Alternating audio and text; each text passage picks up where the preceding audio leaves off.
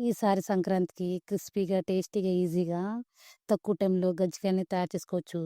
ఈ వీడియో మీకు నచ్చినట్లయితే ఒక లైక్ చేయండి. అలాగే మీ ఒపీనియన్‌ని కామెంట్ సెక్షన్‌లో తెలియజేయండి. బౌల్‌లోనికి 2 కప్పుల మైదా పిండేసుకోవాలి. తర్వాత అదే కప్‌తో హాఫ్ కప్ ఉప్మా రవ్వ, పావు teaspoon salt, 2 tablespoon నెయ్యేసుకొని నెయ్యిని పిండి పట్టులో బాగా మిక్స్ చేసుకోవాలి. బాగా మిక్స్ చేసుకున్న తర్వాత పిండనేది ముద్ద చుడితే ఇలా ముద్దలా రావాలి. మీకు గనక రాకపోతే కొద్దిగా నెయ్యనేది యాడ్ చేసుకోవాలి. కొద్దిగా వాటర్ పోసుకుంటూ పిండిని కలుపుకోవాలి. ఏ కప్‌తో అయితే మైదా పిండి తీసుకున్నామో అదే కప్‌తో ఉప్మా రవ్వ కూడా తీసుకోవాలి.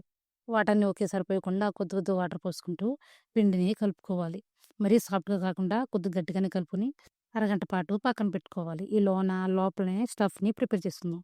స్టవ్ మీద ప్యాన్ పెట్టుకొని 2 టేబుల్ స్పూన్ నెయ్యేసుకొని కట్ చేసుకున్న బాదం, జీడిపప్పు వేసుకొని 2 నిమిషాల పాటు ఫ్రై చేసుకోవాలి. ఈ ఫ్రై అయిన తర్వాత కప్పు ఉప్మా రవ్వ వేసుకొని స్టవ్‌ని మీడియం లేదా సిమ్‌లో పెట్టుకుంటూ కంటిన్యూస్‌గా కలుపుతూ ఒక 4, 5 నిమిషాల పాటు పచ్చివాసన పోయేంత వరకు ఉప్మా రవ్వని ఫ్రై చేసుకోవాలి. నెయ్యి గనుక అవసరం పడితే మధ్య మధ్యలో 1 టేబుల్ స్పూన్ నెయ్యి యాడ్ చేసుకుంటూ ఫ్రై చేసుకోవాలి. ఇది ఒక 4, 5 నిమిషాల పాటు ఫ్రై అయిన తర్వాత పావు కప్పు ఎండు కొబ్బరి కూడా వేసుకొని మరొక 2 నిమిషాల పాటు ఫ్రై చేసుకోవాలి. రవ్వని మంచిగా ఫ్రై అయితే గనుక లోపల స్టఫింగ్ అనేది టేస్ట్ అనేది చాలా చాలా బావుంటుంది. అదే గనక స్టవ్ అనేది హై ఫ్లేమ్‌లో పెట్టి ఫ్రై చేస్తే గనక రవ్వ మాడిపోతుంది. టేస్ట్ అనేది అస్సలు బాగోదు. ఇది పచ్చి వాసన పోయి ఒక 4, 5 నిమిషాల పాటు ఫ్రై చేసిన తర్వాత స్టవ్ ఆఫ్ చేసి పూర్తిగా చల్లగేంత వరకు పక్కన పెట్టుకోవాలి. పూర్తిగా చల్లగైన తర్వాత ఒక గిన్నెలోనికి ట్రాన్స్‌ఫర్ చేసుకోవాలి. ఇందులోనికి హాఫ్ టీ స్పూన్ ఇలాచీ పౌడర్ ఏసుకొని, తర్వాత కప్పు బెల్లం ఏసుకోవాలి. బెల్లం అనేది సన్నగా తురుముకోవాలి. అప్పుడే రవ్వలోనికి బెల్లం అనేది కలుస్తుంది.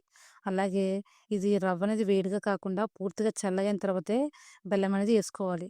అదే గనక రవ్వ వేడిగున్నప్పుడు మీరు బెల్లం ఏస్తే కరిగిపోయి పాకంలాగా వాటర్‌లాగా అయిపోద్ది.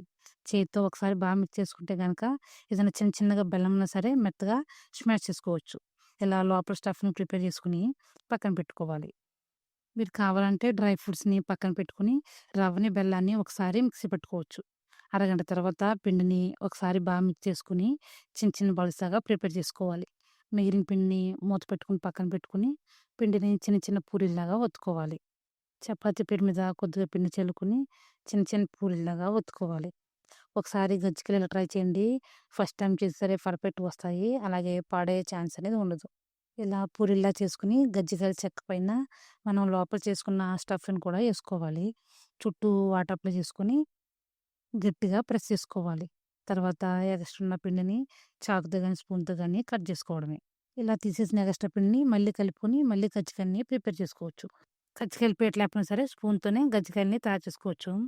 మనం తయారు చేసుకున్న పుల్లోనికి లోపలనే స్టఫ్‌నేసుకొని చుట్టూ వాటర్ అనేది అప్లై చేసుకోవాలి. తర్వాత క్లోజ్ చేసుకొని లోపల స్టఫ్ బయటకి రాకుండా చేత్తో గట్టిగా ప్రెస్ చేసుకోవాలి. తర్వాత ఫోర్క్, స్పూన్‌తో చుట్టూ గనక రౌండ్‌గా అంటే సరిపోతుంది. తర్వాత స్పూన్‌తో గాని, చాకుతో గాని కజ్జికాయ షేప్ వచ్చేటట్టు కట్ చేసుకొని బయటున్న ఎగస్ట్రాని తీసేసుకోవాలి. ఇలా గజ్జికాయలని ప్రిపేర్ చేసుకోవాలి. మిగిలిన పిండితో కూడా గజ్జికాయలన్నిటిని ప్రిపేర్ చేసుకోవాలి. ఒకసారి కజ్జికాయలని ట్రై చేయండి. చాలా క్రిస్పీగా, టేస్టీగా, ఈజీగా తక్కువ టైంలో సంక్రాంతికి తయారు చేసుకోవచ్చు.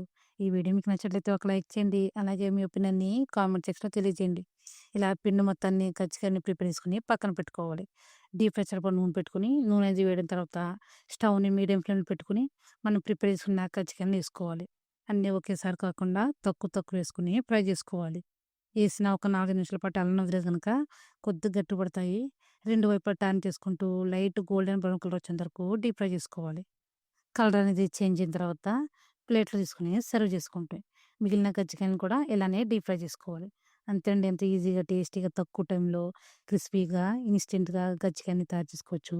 ఈ వీడియో మీకు నచ్చినట్లయితే ఒక లైక్ చేయండి. అలాగే మీ ఒపీనియన్‌ని కామెంట్ సెక్షన్‌లో తెలియజేయండి. అన్నీ ఒకేసారి కాకుండా తక్కువ వేసుకొని డీప్ ఫ్రై చేసుకోవాలి.